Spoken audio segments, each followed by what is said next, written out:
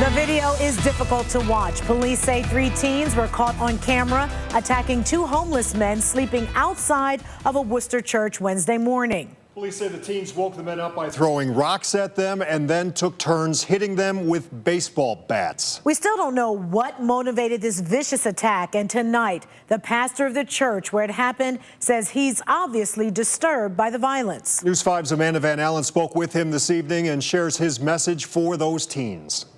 It happened here at Trinity United Church of Christ. I spoke with the pastor here. He tells me he is disheartened. He knows both of the victims and tells me one of them is a veteran. It's usually a place of worship, refuge, and charity. We're known in the community as the Breakfast Church. But early Wednesday morning, Trinity United Church of Christ in Wooster was anything but. It's terrible. And I still don't know what to think, how something like that could happen. Authorities say the 3 teenagers you see in these surveillance pictures assaulted 2 homeless men who were sleeping on the church steps. They began to be pelted by rocks. And when the men woke up, police say the teens took turns beating them with a bat. Pastor Kevin Franklin says he knows the 2 victims well and believes they were targeted because of their lack of housing. He told me that at one point, one of the guys took out a $10 bill and threw it on the ground and said, "Do you want this $10 bill?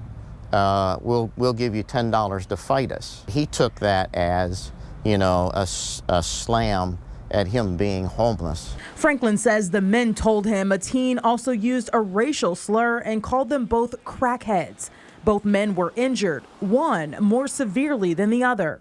Probably my friend that was on the steps was hurt the most. He had a swollen right arm, swollen left leg, and he had to have stitches in his elbow. Pastor Franklin says both men have housing vouchers, but still can't find anything affordable.